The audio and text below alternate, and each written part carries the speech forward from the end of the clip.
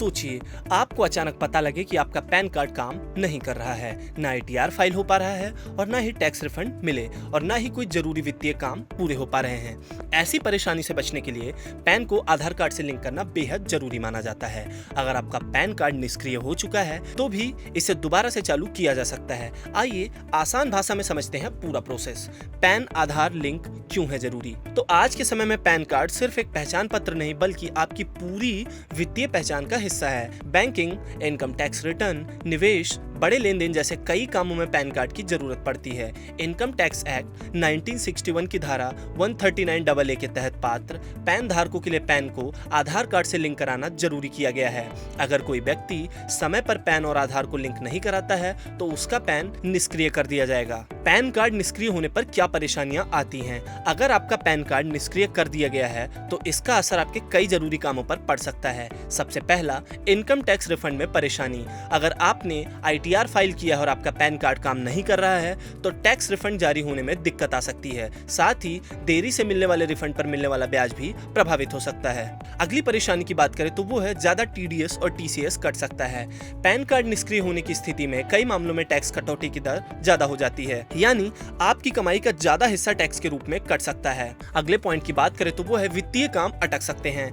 Pan का इस्तेमाल banking और निवेश से जुड़े हुए कई कामों में किया जाता है, इसीलिए पैन कार्ड के निष्क्रिय होने से लोगों को कई तरीके की परेशानियों का सामना करना पड़ता है। अब आइए आपको बताते हैं कि किन लोगों को पैन कार्ड और आधार कार्ड लिंक कराना जरूरी है। जिन लोगों को पैन कार्ड 1 जुलाई 2017 या उसके पहले जारी किया गया था और जो आधार कार्ड के लिए पात्र हैं, उनके लिए पैन आधार लिंक कराना बेहद जरूरी है। वहीं नए पैन आवेदन करने वालों के लिए आधार लिंकिंग की प्रक्रिया आमतौर पर सिस्टम के जरिए पूरी हो जाती है। पैन कार्ड बंद हो तो कैसे करें एक्टिवेट?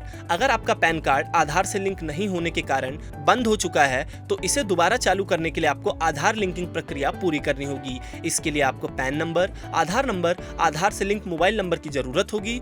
OTP के जरिए वेरिफिकेशन पूरा किया जाता है। पैन और आधार कार्ड लिंक करने के लिए 1000 फीस क्यों देनी पड़ती है?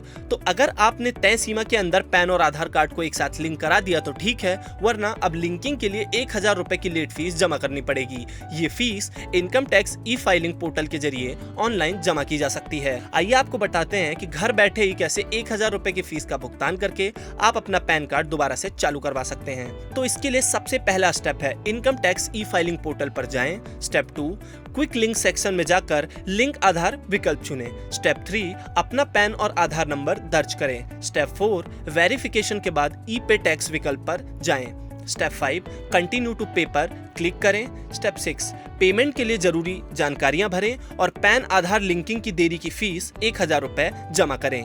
अब जान लेते हैं कि फीस जमा करने के बाद क्या होगा। सिर्फ 1000 रुपए फीस भरने से आपका काम पूरा नहीं होगा। उसके बाद आपको पैन आधार लिंकिंग रिक्वेस्ट भी सबमिट करनी होगी। इसके लिए आपको दोबारा ई-फाइलिंग पोर्टल पर जाकर लिंक आधार कार्ड ऑप्शन चुनना पड़ेगा, पैन और आधार नंबर डालने पड़ेंगे, OTP वेरिफिकेशन पूरा करना पड़ेगा, रिक्वेस्ट सबमिट करनी पड़ेगी। इसके बाद आपका पैन कार्ड दोबारा से एक्टिव होने की प्रक्रिया में चला जाएगा।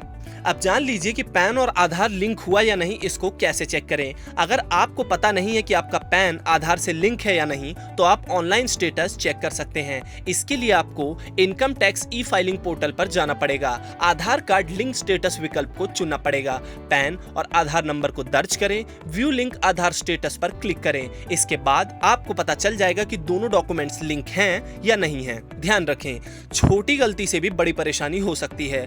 कई लोग ये सोचकर पैन आधार लिंकिंग को नजरअंदाज कर देते हैं कि इसकी जरूरत बाद में पड़ेगी, लेकिन जब बैंक, टैक्स या निवेश से जुड़ा जरूरी काम सामने आता है तब परेशानियां शुरू हो जाती हैं। इसीलिए अपना पैन अभी भी एक्टिव रखें तो उसका आधार कार्ड लिंक लिस्ट जरूर चेक करें और अगर पैन कार्ड निष्क्रिय हो चुका है तो समय रहते 1000 रुपए फीस देकर इसको दोबारा से चालू करा लें, क्योंकि पैन कार्ड सिर्फ एक नंबर नहीं बल्कि आपकी पूरी वित्तीय जानकारी का एक हिस्सा है।